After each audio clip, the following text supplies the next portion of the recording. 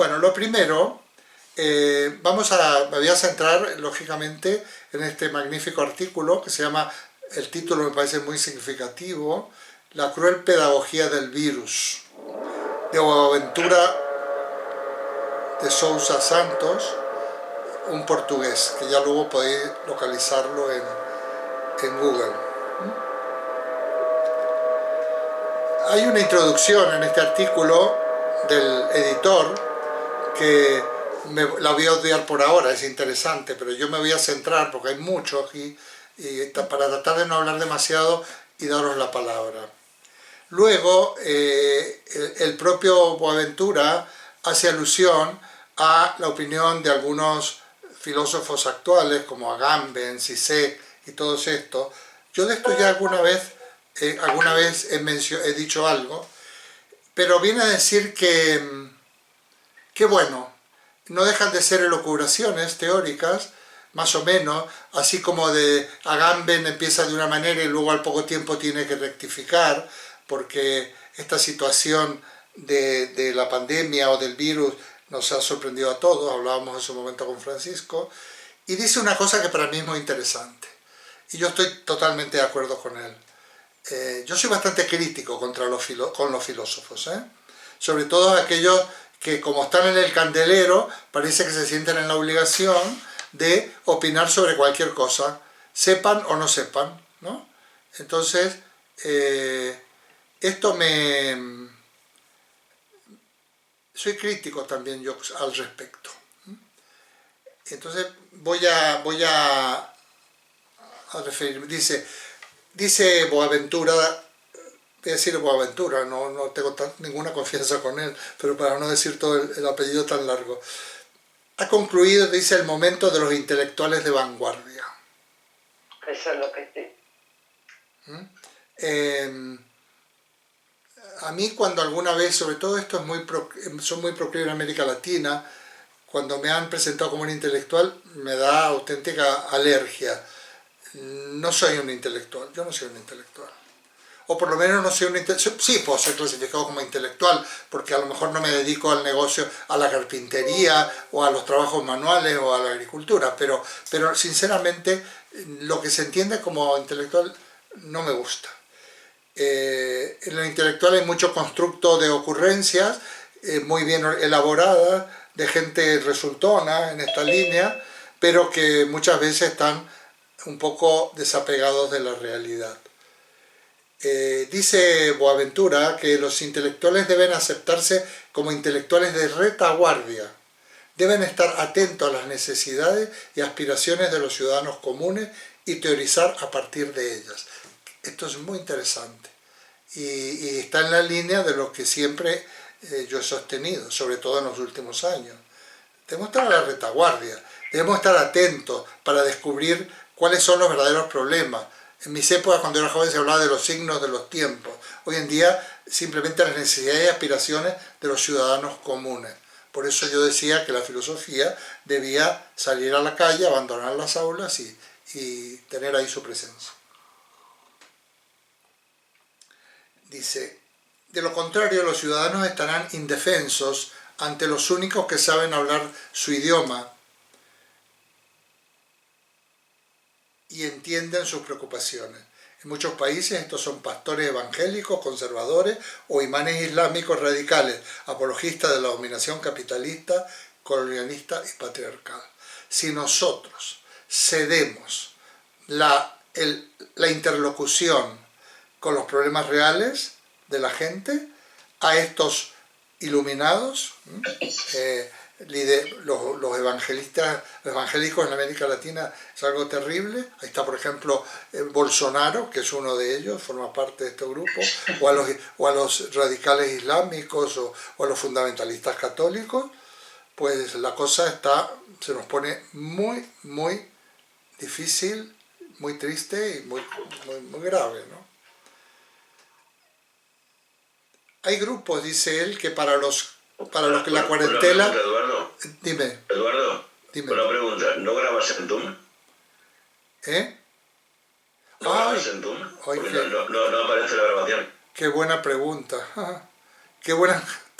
Así me gusta. No, no puedo estar... Gracias, Juan Antonio, qué barbaridad. Bueno, ese cachito lo tengo en el otro, pero es fundamental. Sí, efectivamente voy a hacer ahora una mínima rectificación porque me acaban de avisar que no estaba grabando. Quiero decir que es el momento de que los pensadores y los intelectuales entren en un diálogo directo con las verdaderas necesidades de su época y de la gente.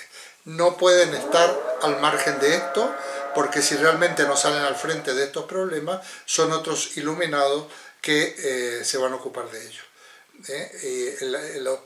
Fundamentalmente los evangélicos, los fundamentalistas religiosos, los fundamentalistas islámicos, los católicos fundamentalistas también.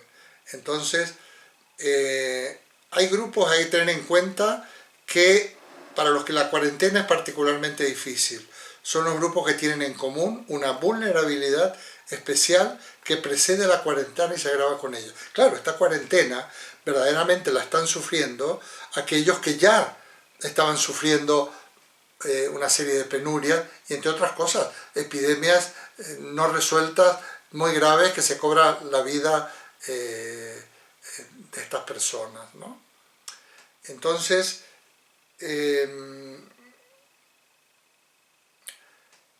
para Boaventura dos Santos, estos grupos componen lo que él denomina el sur. Cuando habla del sur, y habla de epistemologías del sur, no solo se refiere al sur geográfico, donde está verdaderamente localizado estas cuestiones, lo que aquello antes se llamaba el tercer mundo. Ahora esto ha cedido, porque hay que incluir más elementos. El sur es todo el continente prácticamente latinoamericano, excepción de México, que es el norte, que es Norteamérica, México, pero de alguna manera está en esta situación.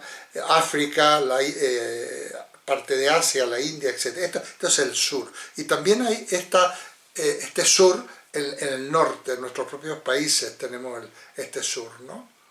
Entonces, esto es lo que trabaja Boaventura dos Santos y que trabajan los pensadores de América Latina que están en la línea de una nueva epistemología del sur, donde nos encontramos, por ejemplo, a Enrique Dussel, y a un boliviano que ha fallecido hace 2 o 3 días, que se llama Juan José Bautista, premio de las Américas del 2015.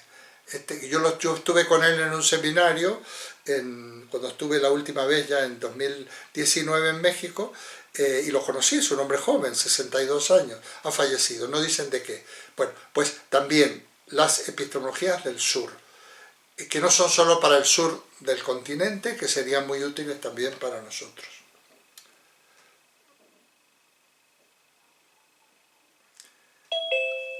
Para Boaventura dice que hay que analizar la cuarentena desde la perspectiva de los que más han sufrido esta forma de dominación e imaginar también desde su perspectiva los cambios sociales que se requerirán cuando finalice la cuarentena.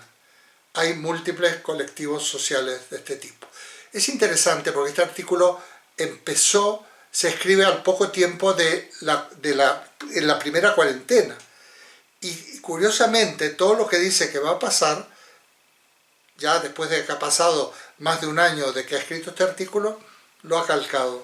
Lo ha calcado. O sea, aquí veréis que no lo escribió a toro pasado, sino que es bastante premonitor. Entonces,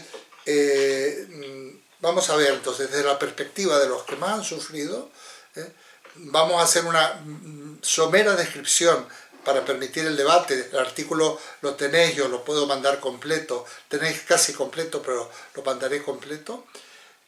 Y al mismo tiempo, cuando pensemos en soluciones, que no sean utopías, que no sean salidas grandilocuentes de estos intelectuales iluminados del tipo que sea, ¿no? Porque están los iluminados que no son intelectuales, que son fundamentalistas religiosos, y están los supuestos filósofos que tienen respuestas para todo.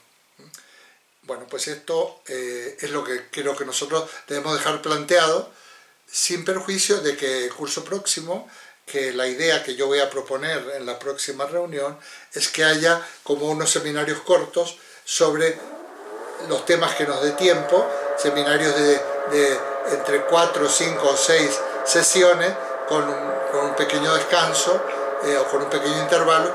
Nos da tiempo 2 o 3 sobre temas diversos pero necesarios para que la gente sepa exactamente lo que vamos a tratar e incluso la bibliografía a tener en cuenta para que se apunte a unos sí y a otros no, o se apunte a todos si tiene ganas, pero para que sepa, ¿no? Estoy pensando, por ejemplo, en un seminario de filosofía del lenguaje donde volverá a incluir algo de lógica para los que quieran persistir en ello.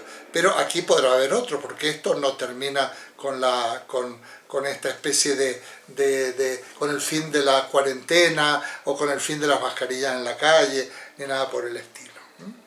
Muy bien.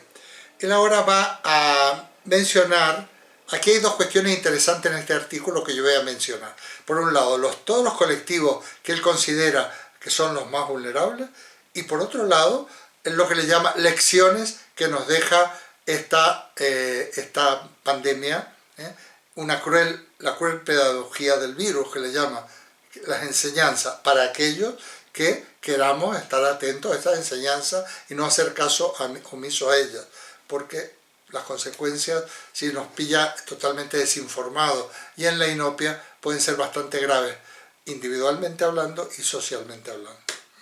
Bueno, los colectivos a los que él hace referencia es, por un lado, las mujeres.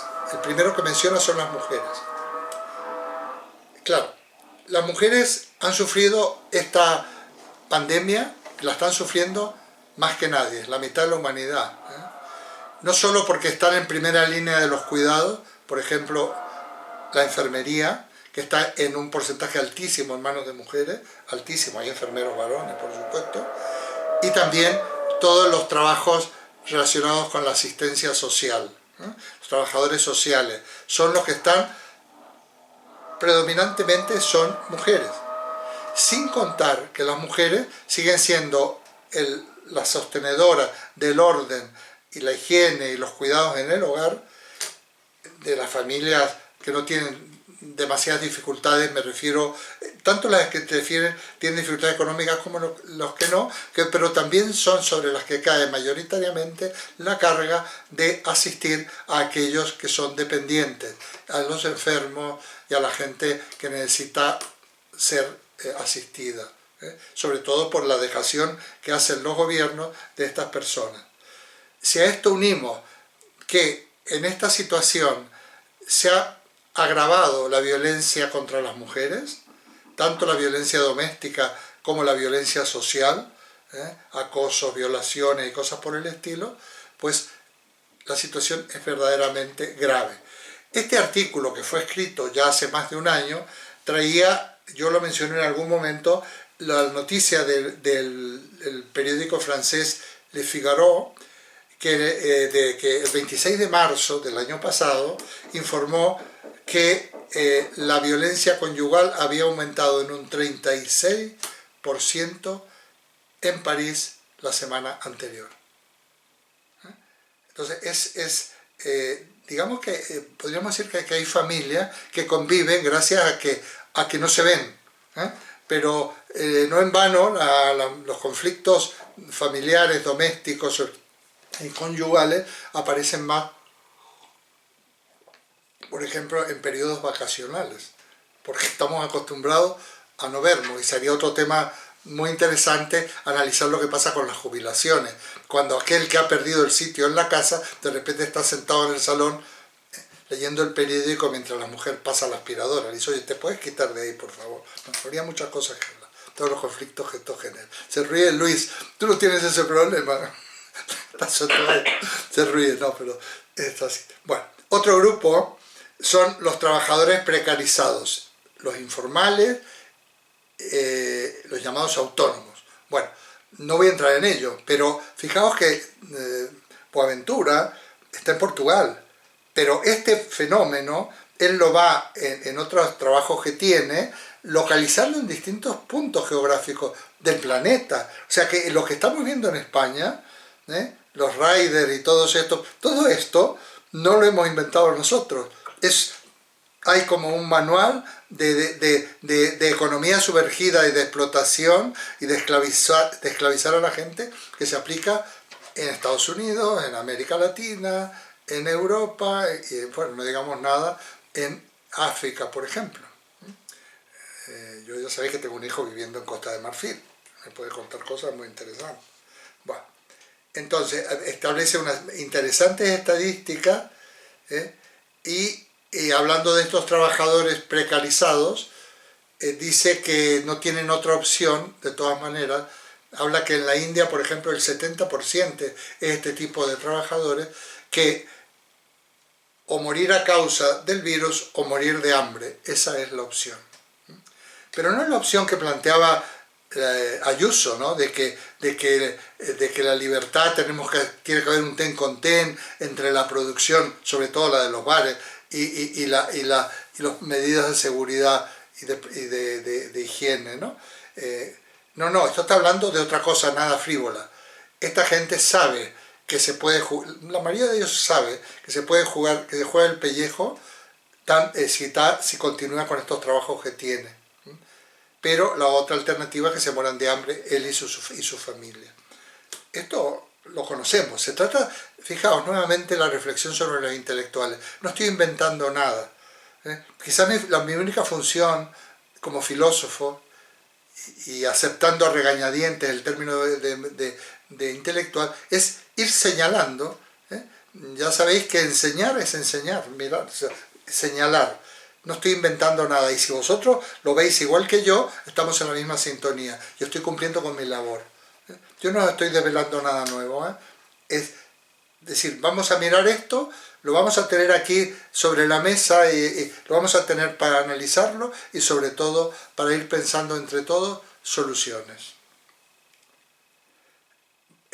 Otro colectivo que menciona él son los vendedores ambulantes. Los repartidores, es que es muy concreto, es muy concreto. Esta gente solo puede vivir de eso, tanto los manteros como toda esta gente, ¿no? Pero al mismo tiempo están los repartidores, los que entregan alimentos y paquetes a domicilio.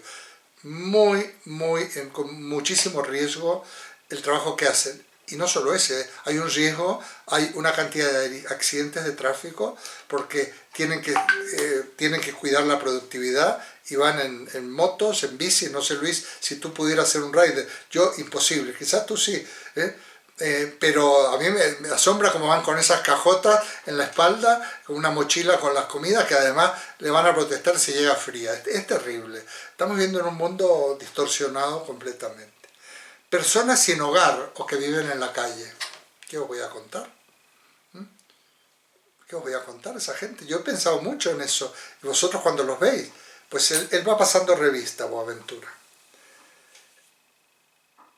Otra categoría, residentes de las periferias pobres de las ciudades, favelas, asentamientos informales, slums, barrios de Cañizo, dice, lo pone en portugués, de caña, ¿no? De Cañizo, chabolas, y por ahí en un momento dado, para poner el ejemplo de la Villa 31, en pleno centro de Buenos Aires, en pleno centro, una ciudad bonita y muy desarrollada y con una economía potente, y muy cerca del barrio más elegante, el barrio de la Recoleta y Barrio Norte, hay una especie de gueto de pobreza donde no entra nadie, no entra la policía, el 70% no tiene agua corriente, algún cura de estos sacerdotes de...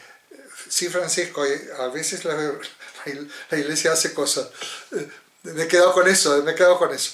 Algunos de estos curas de esta opción por los pobres, que es muy importante, es toda una línea en América Latina, la opción por los pobres, está ahí. Bueno, la Vía 31, pasa un autobús con unas paradas muy específicas y con muchísimo cuidado, un taxi no te lleva. Yo he pasado en autobús y he ido en taxi y me han aceptado ir, pero va por la calle principal, como quien dice, ¿no? Bueno, eso está en Buenos Aires. Eso está en Buenos Aires. Esa gente, lógicamente, esas cifras enormes que hay en la capital de Argentina de muertes, una buena parte tienen que ver con la Villa 31, que tiene muchos habitantes, no sé, no tengo la estadística. Según datos de la ONU, 1.600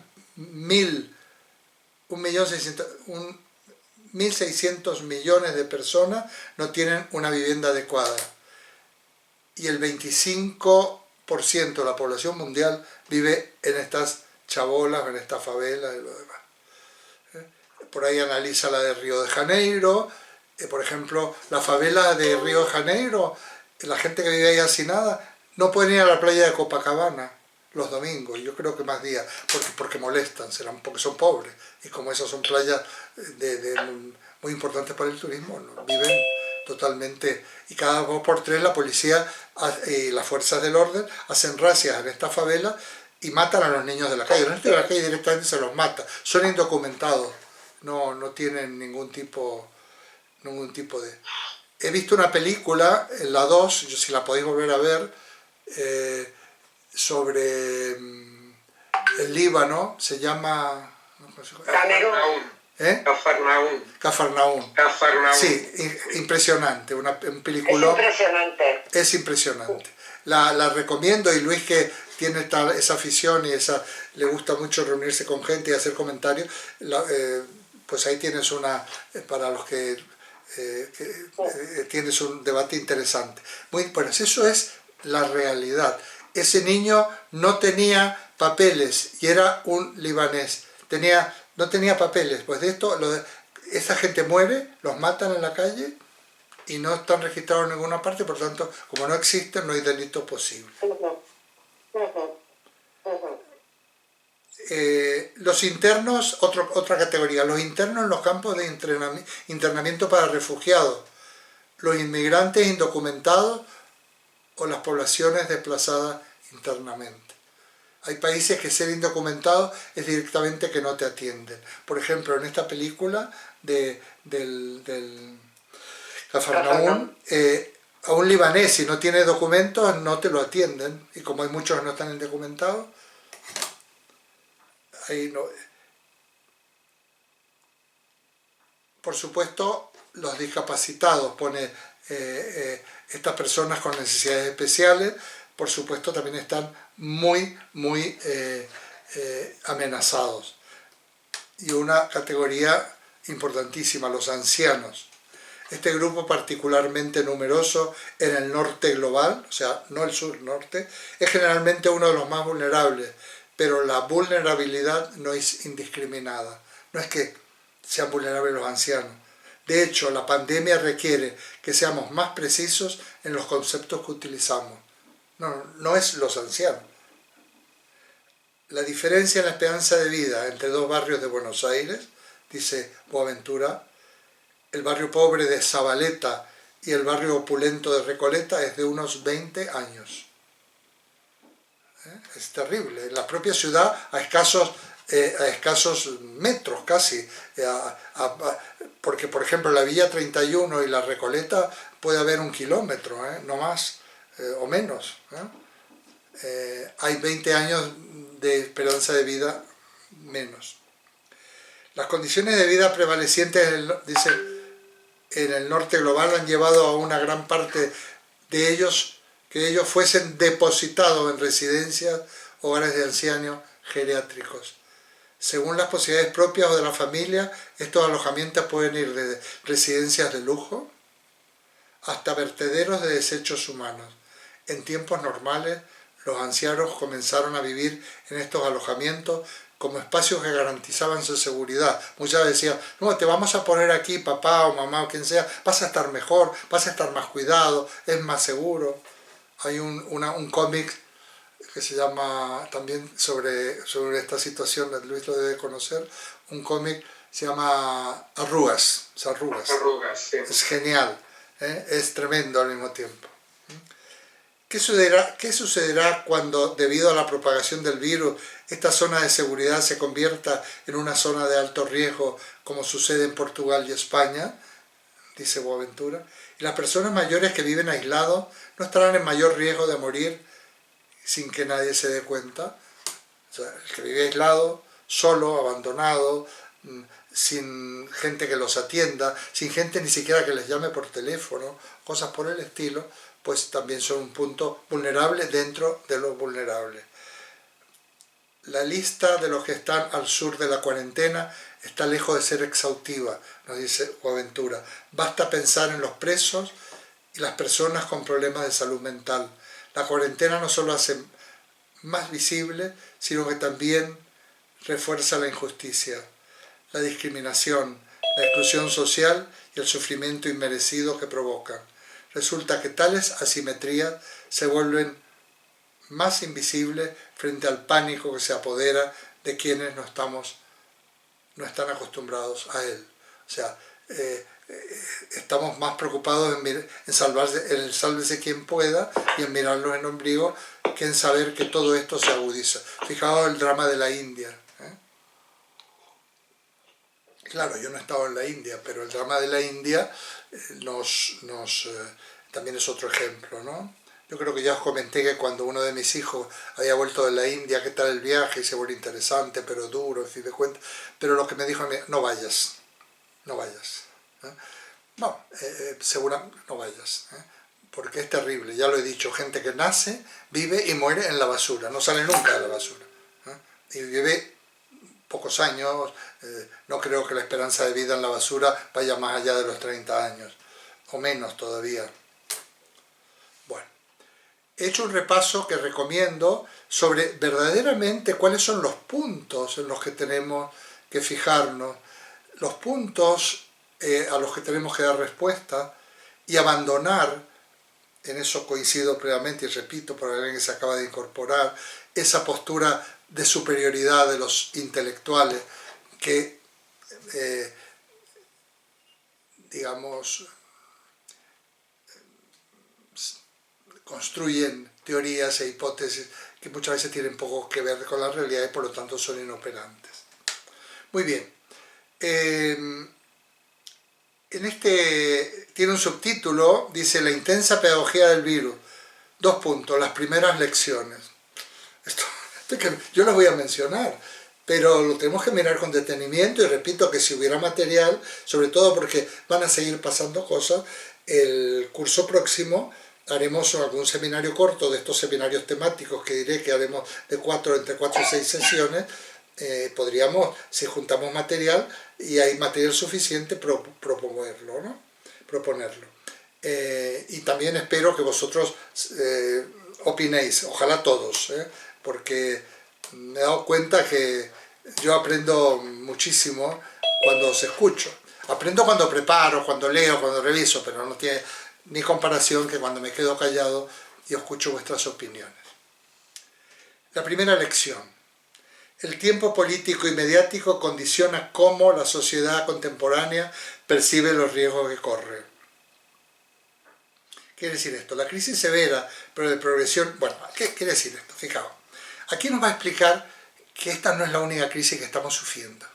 Pasa que es una crisis que se han marcado unos tiempos más, hay hasta un vacunómetro y cosas por el estilo de lo inmediato. Pero ¿sabéis que, por ejemplo, está muriendo más gente al año, todos los años, por la crisis ecológica que por la del virus? Esto no quiere decir negar la importancia. Según Boaventura, la contaminación atmosférica es el ejemplo más trágico de este segundo tipo de crisis. La crisis ecológica cada año mata a 7 millones de personas. Y este virus creo que va por los 3 millones largos y pico largos. Según la Organización Meteorológica Mundial, el hielo antártico se está derritiendo 6 veces más rápido que hace 4 décadas y el hielo de Groenlandia 4 veces más rápido de lo previsto. Según la ONU, tenemos 10 años para evitar un aumento de 1,5 grados en la temperatura global en relación con la era preindustrial. Había un diputado por ahí de Vox que decía, pero ¿qué problema hay? Vamos a estar más calentitos, más abrigaditos, más confortables. Estas cosas las hemos escuchado hace poco, A pesar de todo esto, la crisis climática no genera una respuesta dramática y de emergencia como la que está causando la pandemia. Lo peor es que si bien la crisis pandémica puede revertirse, o controlarse de alguna manera, la crisis ecológica ya es irreversible. Y ahora solo queda intentar mitigarla, pero resulta aún más grave el hecho de que ambas crisis están vinculadas, dice Boaventura. Esto es lo importante. O sea, la crisis ecológica y la pandemia están muy vinculadas. Más, es un producto de la crisis ecológica. Él lo va a analizar de una manera sumaria, pero también muy analítica en este artículo, que recomiendo su lectura, que mandaré completo, y el que si me olvido en unos días me lo recordáis. La pandemia de coronavirus es una manifestación entre muchas del modelo de sociedad que comenzó a imponerse a nivel mundial a partir de la modernidad. Este modelo que hoy está llevando a la humanidad a una catástrofe ecológica. Una de las características esenciales de este modelo es la explotación ilimitada de los recursos naturales, que está violando fatalmente el lugar de la humanidad en el planeta Tierra. Es una violación flagrante. Tanto lo oímos que nos hemos impermeabilizado. Yo me acuerdo cuando era muy joven, la guerra del Vietnam, todos los días en la tele salían unas barbaridades, que se veían imágenes de muertes de asolación, y era una cosa más. Luego pasábamos a otro tema, al fútbol o a algún... Pero terrible, ¿cómo nos inmunizamos y somos impermeables a este tipo de cosas? Pero lo dice de una manera interesante de ver textualmente lo que nos dice Boaventura. Dice, esta violación no quedará impune. Las pandemias, como las manifestaciones de la crisis ecológica, son el castigo que sufrimos por tal violación. Yo estuve a punto de no poner la palabra castigo, porque pareciera que es castigo de Dios, pero es un castigo, o por lo menos es un precio que debemos pagar por nuestras barbaridades y por nuestras violaciones de lo natural. Pero él dice, pero no se trata de una venganza de la naturaleza. Aquí hay una metáfora, obviamente, ¿no? Y a veces en estos análisis tan racionales yo intento dejar de lado las metáforas. Pero no es una venganza a la naturaleza. La naturaleza obviamente no se puede vengar porque no es un sujeto racional. Es pura defensa propia, efectivamente. Pura defensa propia. O sea, la naturaleza se defiende. Y en algún momento, el año pasado o en otro seminario, hablando en un tema que yo ponía, el hombre como ser natural y animal cultural, decía que no es que el hombre deba defender la naturaleza, sino que la naturaleza se defiende en nosotros, porque nosotros somos naturaleza. Y en tanto naturaleza podemos hacer dos cosas, o hacer como el alacrán y clavarnos el aguijón y autodestruirnos, que es lo que estamos haciendo en una gran medida, o defendernos. O sea, somos un brazo ejecutor de la naturaleza de alguna manera, porque somos parte de ella. O la defendemos, o sea, nos defendemos a nosotros mismos defendiendo la naturaleza, o nos suicidamos devastándola y violando el orden natural. Hay que tener en cuenta, dice Boaventura, que somos apenas el 0,01% de la vida en este planeta. Si nosotros desaparecemos, la vida continuaría. Segunda lección. Las pandemias no matan tan indiscriminadamente como se cree. Ya lo hemos dicho, los ancianos, que son víctimas, según él, del darwinismo social. Yo me pregunto, cuando se privilegia en un gobierno la libertad de tomarse cañas y el abrir las puertas para que vengan los borrachos franceses, por ejemplo, los juerguistas franceses, sabiendo que eso va a tener consecuencias en vidas humanas, me pregunto si esto no es una manera de proceder de manual que se ha empleado en Estados Unidos, que se ha empleado en Brasil y en otros lugares, vamos a llamarle el manual Bolsonaro o el manual Trump, ¿en dónde? ¿Qué más nos da? Nos encogemos de hombro. Total, las víctimas fundamentalmente son la gente más vulnerable, y los más vulnerables son una carga social donde realmente poco se pierde y mucho se gana. Yo no sé si en una especie de inconsciente o subconsciente no hay esta idea, o la hay de una manera salvaje y cínica y premeditada. No lo sé. No quiero alimentar teorías conspiracionistas. Gran parte de la población mundial no está en condiciones de seguir las recomendaciones de la Organización Mundial de la Salud para defenderse del virus, ya que vive en espacios reducidos o muy contaminados, etc. Está obligada, bueno, esto ya lo hemos dicho de alguna manera. Tercera lección, como modelo social, el capitalismo no tiene futuro. Menuda frase. Se ha hablado tanto de esto. ¿Qué quiere decir esto? No vamos a lucubrar cosas, teorías, no vamos a hablar de filosofías.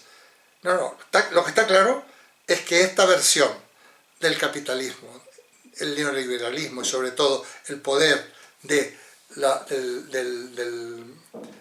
los mercados financieros está agotada. Yo no creo que esto ya no es una cuestión ideológica, es una contradicción. Otras cosas, digamos, bueno, está agotada, pero todavía tiene bastantes decenios y yo la voy a mantener porque a mí me viene muy bien y obtengo beneficios y bueno, ya veremos, lo demás ya veremos, pero yo creo que nadie podrá defender como un estilo de vida o como una economía válida la del capitalismo en la versión actual, probablemente ninguna versión. Pero esto no es una cuestión ya ideológica, ¿eh? Yo creo que no es una cuestión, bueno, como eres de izquierda, piensas que eres anticapitalista, no. Habrá que ver cómo se concilia esto y cómo se evoluciona, ya veremos. En particular su versión vigente, dice él, el neoliberalismo combinado con el dominio del capital financiero, según él, está desacreditada social y políticamente ante la tragedia que condujo a la sociedad global y cuyas consecuencias son más evidentes que nunca en este momento de crisis humanitaria mundial. ¿Qué quiere decir Boaventura? Está desacreditada. Yo creo que para la gente medianamente informada y esclarecida está desacreditada. Pero está desacreditada para aquellas manifestaciones que ha habido en Barcelona y en Madrid, saltando, desnudándose y emborrachándose al son de libertad, libertad, libertad. Yo creo que si se ponen a pensar, no apostarían por esto, pero como es lo inmediato, ya lo hablaremos. El capitalismo puede subsistir como uno de los modelos económicos, dice Boaventura, de producción, distribución y consumo, entre otros, pero no como el único. No, él dice que no es que tengan que desaparecer, bueno, que subsista, tenemos una sociedad con distintas propuestas, con distintas direcciones, pero no como el único. Lo grave es que sea el único, que no haya otra solución, aparentemente, sí, que no sea entrar en este camino de un capitalismo neoliberal. Y mucho menos, dice, este capitalismo no puede ser el único modelo que dicta la lógica de acción del Estado y de la sociedad. Todas las medidas económicas que se intentan proponer en una sociedad, ya sabéis, relativamente avanzada como es la sociedad europea, no perfecta, siempre están partiendo de la base de que el común denominador es una versión del capitalismo, que la solución de la economía viene reactivando la producción, limitando, digamos, los costes de los salarios, etcétera, etcétera. Pero no se pone nunca en tela de juicio que el sistema como tal no funcione. Son más bien soluciones más bien transitorias, ¿no? En donde Europa, lógicamente, está en una opción capitalista, no es una realidad del socialismo, ¿no? No me refiero al socialismo del PSOE, por supuesto. Él habla de lo que ha pasado a partir de la caída del muro de Berlín. Nosotros no hablamos de la caída del muro de Berlín, hablamos de la generación del 78, de la Constitución. Aquí se habla, pero es lo mismo, el muro de Berlín es una manera de decir... Perdón un momento, a ver si Marcos puede quitar el sonido.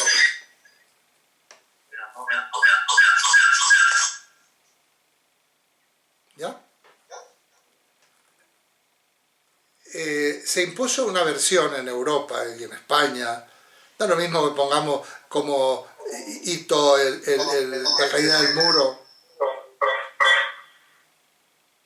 o la Constitución del 78. Que tiene dos dispositivos abiertos además. Un momento. ¿Ya? Perdón, ¿eh? Perdón, que es que he cambiado de dispositivo. Vale, vale. Gracias. Vale. Se impuso la versión más antisocial del capitalismo, que es el neoliberalismo, cada vez más dominado por el capital financiero global. Esta versión del capitalismo sometió a todas las áreas sociales, especialmente a las siguientes. Él está haciendo un análisis global del norte y del sur, dentro de eso que él llama las epistemologías del sur. Y él dice que precisamente se sometió a qué áreas sociales. Y menciona la salud, la educación y la seguridad social. Esto no es un fenómeno de España. Lo somete al modelo de negocio de capital, es decir, las áreas de inversión privada que deben gestionarse para generar el máximo beneficio para los inversores. Este modelo deja de lado cualquier lógica de servicio público e ignora así los principios de ciudadanía y derechos humanos. Os sonará, ¿no? Deja al Estado solo las áreas residuales o a los clientes poco solventes, a menudo la mayoría de la población. Les deja aquellas áreas que no generan ganancias. Como opción ideológica siguió la demonización de los servicios públicos. Claro, para esto, para justificar la privatización de los servicios, hay que demonizarlo, hay que decir que no funciona, etcétera, ¿no? Que realmente es pura burocracia, que son inoperantes, todos los servicios de educación, los maestros son unos vagos, tienen muchas vacaciones, el personal sanitario hay demasiado y además para atender cuestiones nimias, etcétera, etcétera. Los seguros de desempleo y los salarios mínimos y estas cosas es simplemente una política asistencial que lo único que hace es que la gente prefiera no trabajar, con total vive de la asistencia social. Todo esto tiene que ver.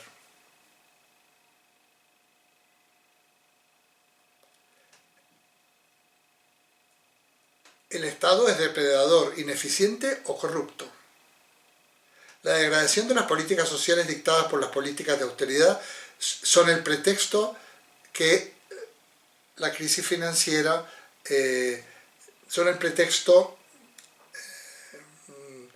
de la propia crisis del Estado. La privatización, bueno, de esto hemos hablado.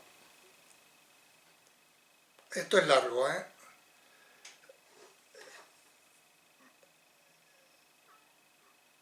Va a seguir dando algunos ejemplos económicos de cómo, yo diría que no solo se demoniza, también se demonizarán ya lo decía en la encíclica del Papa, la política y los partidos políticos. Claro, no hay mejor cosa que la gente piense que son todos corruptos y por lo tanto me quedo con los corruptos propios, porque ¿para qué si son los míos? Porque total son todos corruptos, todos roban, entonces pues me quedo con los que roban pero que son los míos. Bueno, termina esta lección, dice que habrá más pandemias, dice. Habrá más pandemias en el futuro, probablemente más graves, y las políticas neoliberales continuarán socavando la capacidad de respuesta del Estado, y las poblaciones estarán cada vez más indefensas. Semejante ciclo infernal solo puede interrumpirse si se interrumpe el capitalismo, dice Boaventura. Esta enmienda es terrible porque yo sé que esto quizás es lo más difícil de decir, bueno, ¿cómo lo implementamos? Pero por lo menos deja constancia que es un modelo agotado, no es el único que lo dice, hace muchos años que se está diciendo. Lección cuarta. Es que estas lecciones es que no necesito ni explicarlas porque las estamos viviendo y el día a día. La extrema derecha y la derecha hiperneoliberal han sido, con suerte, dice él, definitivamente desacreditadas. Bueno, para los que están desacreditadas, o para los que no estuvieron acreditadas nunca. Pero desde el punto de vista estructural y teórico, por supuesto, realmente se les ve el plumero, ¿no? Pero me interesa más el contenido de esta lección cuando dice: la extrema derecha ha crecido en todo el mundo. no es algo de España, ¿eh? Se caracteriza por el impulso antisistema. Estos sí que son antisistema. La manipulación grosera de los instrumentos democráticos, incluido el sistema judicial, el nacionalismo excluyente, la xenofobia y el racismo. El discurso del odio, etc. Aquí esto suena, ¿verdad? Que no tengo nada que explicar. En algunos países la extrema derecha se asocia a versiones altamente politizadas y conservadoras de la religión. Francisco, por ahí empezaremos, ¿eh? Por ahí empezaremos.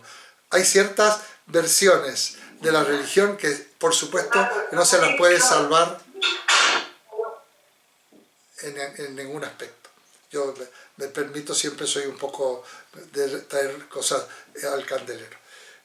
Concretamente el evangelismo pentecostal de varios países latinoamericanos, precisamente cuando cede el cristianismo o queda un residuo de un cristianismo, digamos, de un catolicismo en zona de confort y ultraconservador, es cuando no engarza con las clases más desprotegidas y entra estos evangélicos a hacer estragos verdaderamente terribles. El catolicismo reaccionario en Europa, conferencia episcopal, tienen que hablar de todo un poco. Por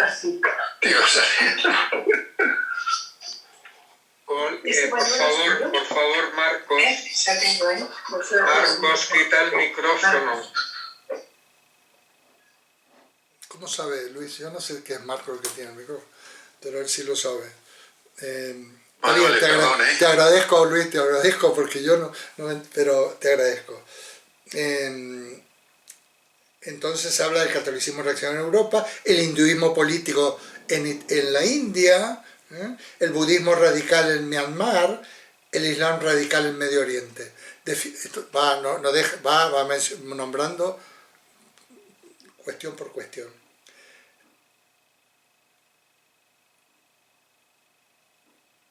La extrema derecha coquetea con los partidos convencionales de derecha y se enamora de ellos siempre que necesiten apoyo para versiones menos extremas de las políticas neoliberales. En la actual crisis humanitaria, los gobiernos de extrema derecha o derecha neoliberal han fracasado más en la lucha contra la pandemia. Ocultaron información, desprestigiaron a la comunidad científica, otra de las cuestiones.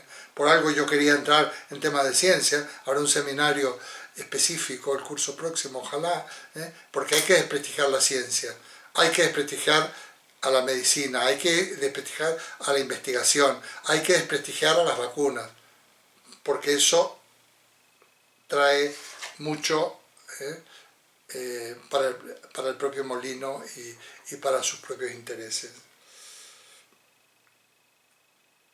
Minimizaron los posibles efectos de la pandemia, utilizaron las crisis humanitaria para el engaño político. Con el pretexto de salvar la economía, asumieron riesgos irresponsables por los que esperamos serán responsabilizados, dice. O sea que en algún momento, por ejemplo, lo que pasó en Madrid con las residencias de ancianos, espero que desfilen ante la justicia aquellos que impidieron que los ancianos fueran trasladados a centros hospitalarios. Ojalá. En España la justicia es lenta, hay muchas contradicciones, muchas y alguna que otra corrupción, pero fundamentalmente terminan desfilando casi todos ante los tribunales y pasan por aquí cerca, por Soto del Real. Primero duermen aquí en Tres Cantos y luego a Soto del Real a pasar una temporada.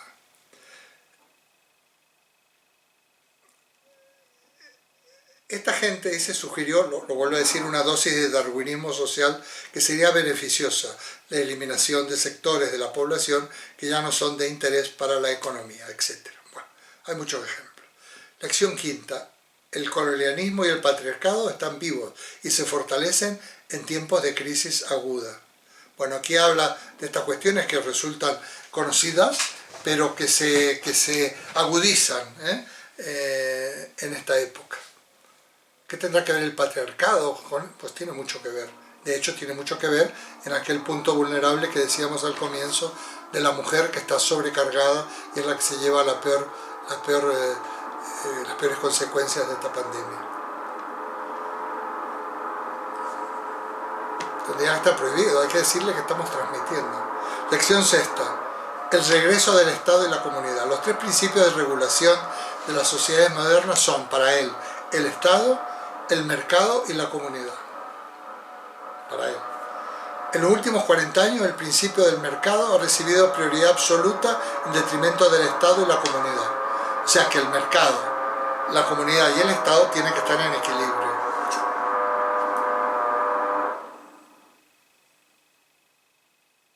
El propio Estado y la comunidad o sociedad civil comenzaron a ser gestionados y evaluados por la lógica del mercado y por criterios de rentabilidad. Bueno, aquí hay muchas cuestiones.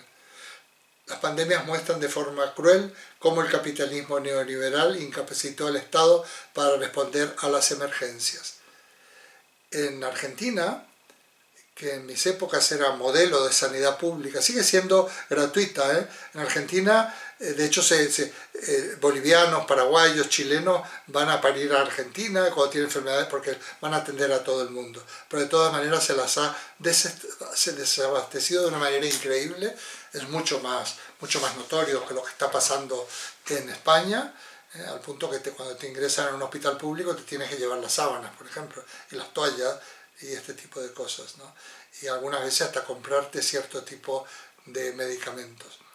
Pero efectivamente, ya los estados no tienen capacidad de reacción. Lo mismo lo que está pasando en Madrid, con la terrible situación de la crisis de la sanidad, sobre todo de un personal sanitario que no es reemplazado después de las jubilaciones, que cada vez está más agobiado. Hay hospitales en donde hay salas de UCI sin estrenar. Aquellos hospitales que construyó Esperanza Aguirre, esos hospitales en distintas zonas de la Comunidad de Madrid, hay salas de UCI que están sin estrenar. Por ejemplo, en el Infanta Sofía, aquí cerquita, en San Sebastián de los Reyes. Y sin embargo se hace un Sendal.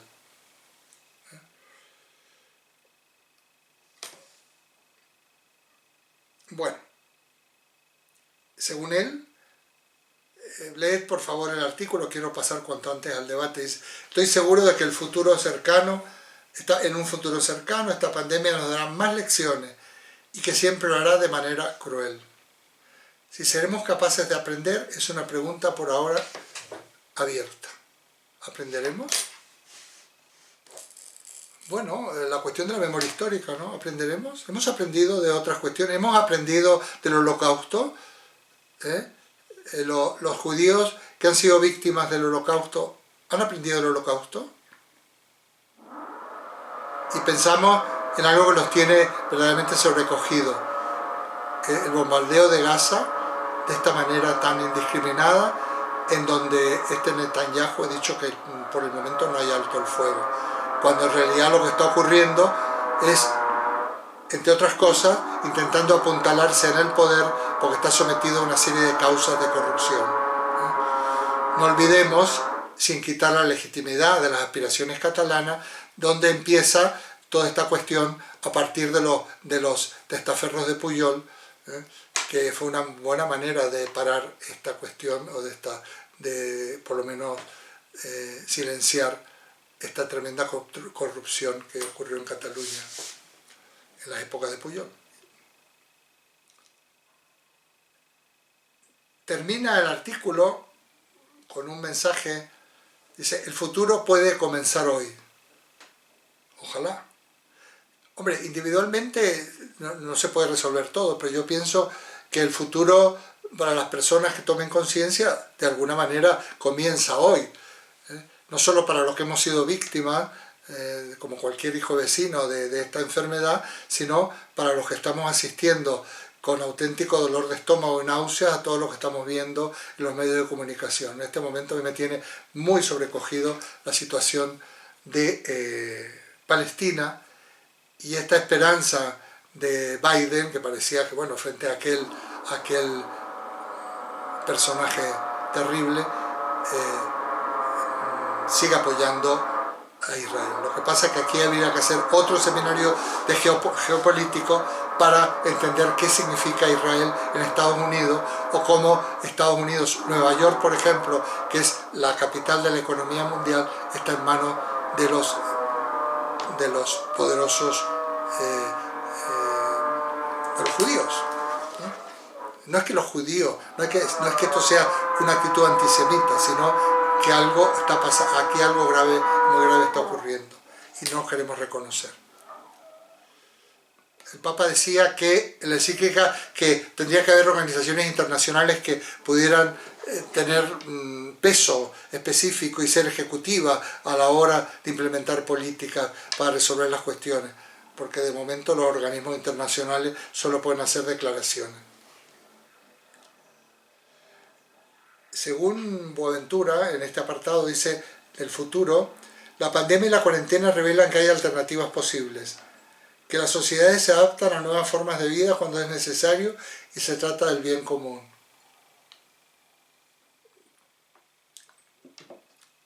Ojalá. Esta situación es propicia para pensar en alternativas a las formas de vivir, producir, consumir y convivir en los primeros años del siglo XXI. En ausencia de tales alternativas, no será posible prevenir la irrupción de nuevas pandemias, que por cierto, como todo sugiere, pueden ser aún más letales que la actual. Esto lo repite bastante. Seguramente nos faltan ideas sobre posibles alternativas, pero pueden conducir a una acción política para lograrla. O sea, esas alternativas se pueden realmente implementar desde el punto de vista político. O sea, pueden llevarlas a cabo aquellas personas que detentan el poder político, democrático, espero, claro. A corto plazo, lo más probable es que después de que termine la cuarentena, las personas se quieran asegurar de que el mundo que conocieron no haya desaparecido. Quieran volver a lo anterior. Volverán a las calles impacientes, ansiosos por circular libremente otra vez. Irán a jardines, restaurantes, centros comerciales, visitarán a familiares y amigos, regresarán a la rutina que por más que hayan sido tediosas y monótonas, ahora parecerán tranquilas. Se emborracharán, esto ya no lo dice él, irán a las terrazas, reivindicarán la libertad, querrán volver a lo anterior y gritarán libertad, libertad, libertad, que es un lema de Ayuso, mayoritariamente hasta en la independentista Barcelona. Probablemente Barcelona sea también España dentro de España o dentro de Madrid, que está dentro de España, no sé qué tipo de galimatías de Rajoy está aquí presente. Sin embargo, volver a la normalidad no será igual de fácil para todos. ¿Cuándo se reconstituirán las ganancias anteriores? ¿Estarán los empleos y salarios esperándolos y disponibles? Esto lo hice hace un año. ¿Cuándo se recuperarán los retrasos educativos y profesionales? Este sería otro tema. Yo considero que si en algo no ha habido retraso educativo, el retraso es el educativo. Yo no sé si ha salido, pero esto es una opinión personal, si se ha salido ganando o perdiendo de no tener clases presenciales. Se perdía tanto tiempo en las clases tan inútiles y tan anticuadas. Pero esto es una manera de ver.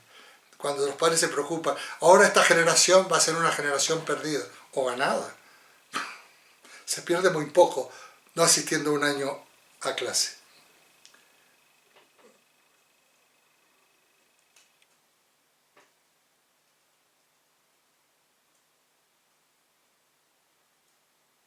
Bueno.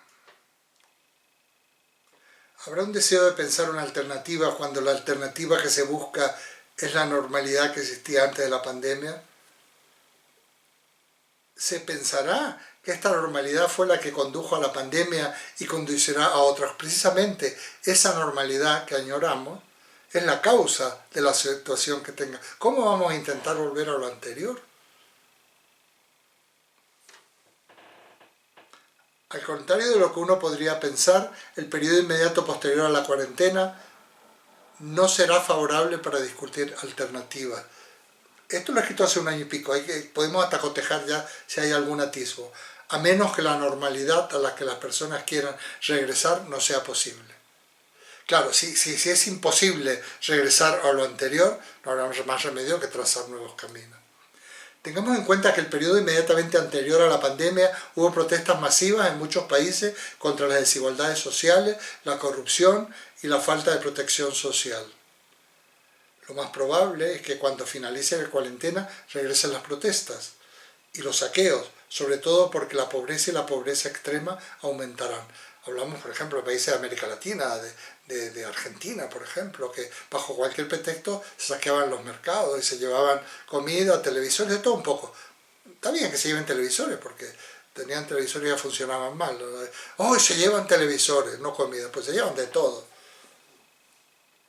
Al igual que antes, los gobiernos recurrieron a la represión.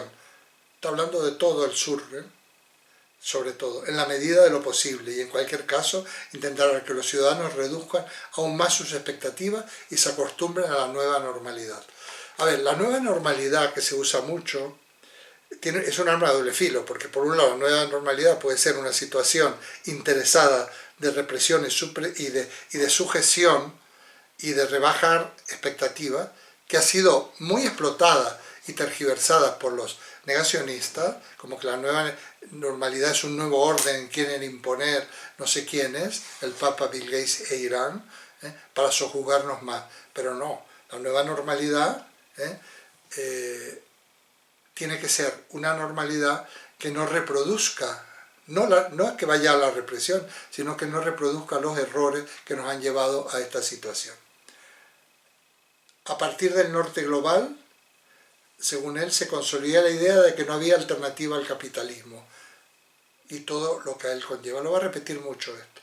Una humanidad que se acostumbre a dos ideas, la humanidad que se acostumbre a dos ideas básicas. Esto lo vuelve a repetir. Hay mucha más vida en el planeta que la vida humana, ya que representa solo el 0,1% de vida en el planeta. Y la defensa de la vida del planeta en su conjunto es la condición para la continuación de la vida humana. La vida humana no continuará si no defendemos el planeta, tal como ya he expresado hace un rato y como hemos hablado.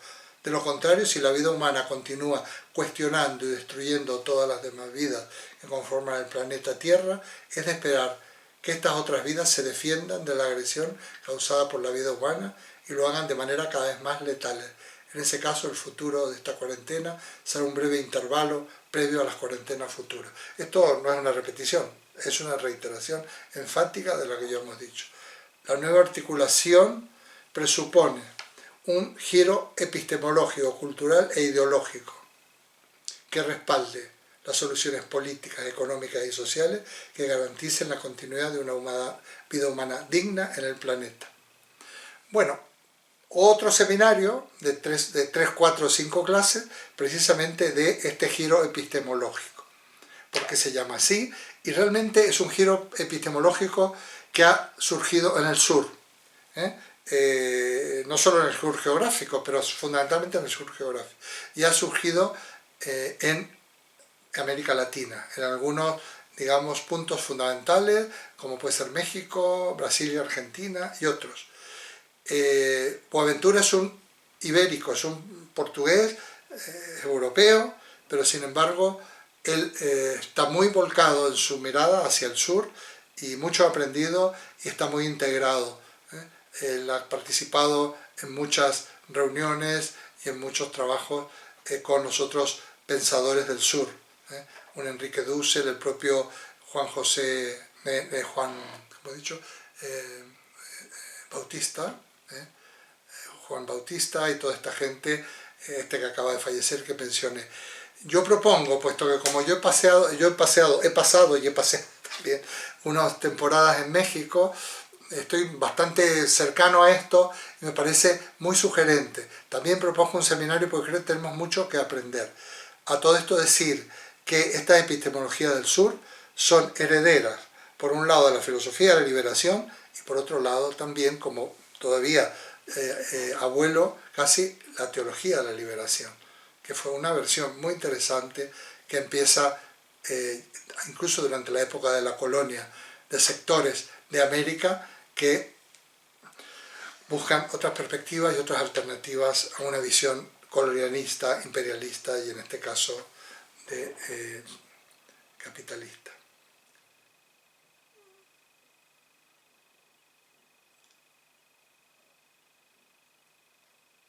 Superaremos para él la cuarentena del capitalismo cuando seamos capaces de imaginar el planeta como nuestro hogar común y la naturaleza como nuestra madre original, a quien le debemos amor y respeto. Bueno, nuevamente una licencia metafórica. Le pertenecemos a ella. Cuando superemos esa cuarentena seremos más libres. Seremos más libres ante las cuarentenas provocadas por las pandemias. Bueno, he glosado un poco esto porque es un artículo, yo creo que en este orden, en la encíclica del Papa y luego el artículo de Boaventura y otras, habría todavía que escuchar lo que dice Dussel, lo que dice, acababa de mencionar, últimamente no lo he leído, Francisco, ¿cómo se llama? Chomsky, y a otros, y algunos locales. Sería interesante ir armando todo un andamiaje teórico, pero teórico apegado a la realidad para seguir trabajándolo en un futuro próximo, porque vamos a continuar con esto. Bueno, pues yo los agradezco, aquí me quedo y abro el debate.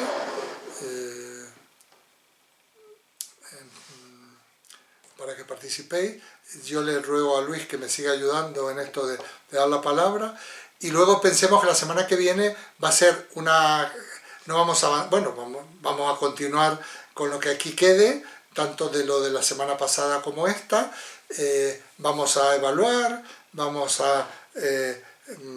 quizás Francisco nos pueda a noticiar de las notas que ha tomado en cuanto, cuando yo decía toma nota, algunas cosas que han salido para posibles futuros seminarios breves. Creo que vamos a cambiar un poco el estilo, ya llevamos muchos años con esto, seminarios breves que ocupen todo el curso, pero por módulos, pero diferenciados claramente, y también con una bibliografía que yo intentaré, y algún otro me la puede sugerir también, proporcionar con anticipación, y abundar en la participación vuestra, digamos, reducir mi intervención para que vosotros podáis participar, siempre haciendo el ruego de que sea apegada a los textos que entre todos aprobemos de una manera, digamos, lo más pertinente posible. Entonces podremos ir avanzando en este diálogo, vamos a cambiar un poco el ritmo. Yo he visto que en alguna clase grabaciones que he hecho, tanto en este como en el otro seminario, donde yo he hablado menos y en algunos casi nada, a mí me han gustado mucho, sobre todo porque no me tengo que escuchar a mí, que ya es una pesadez enorme para mí. Yo realmente